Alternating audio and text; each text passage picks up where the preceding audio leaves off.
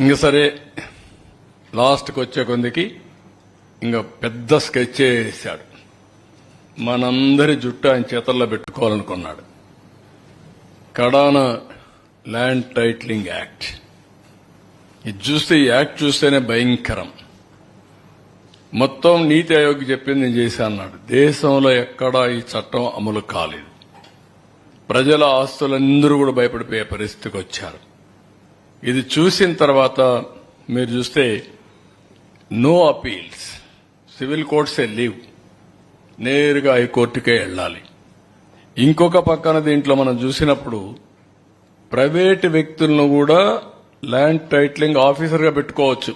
అంటే ఆయన సాక్షిలో పనిచేసిన పెడతాడు. మన సాక్షిలో పనిచేసిన గవర్నమెంట్లో పెట్టాడు. అదే మరి వాళ్ళ గుమస్తాలందరూ తీసుకుని పెట్టుకునేవాడు. అంటే ఎంత అహంభావం.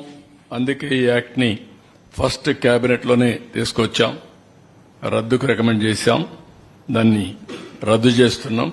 కానీ ప్రజలకు తెలియాలి, ఆ యాక్ట్ యొక్క వివరాలు ప్రజలు చర్చించాల్సిన అవసరం ఉంది. అందులో ఉండే దురుద్దేశాలని అర్థం చేసుకోవాలని చెప్పి నేను కోరుతున్నా. నెక్స్ట్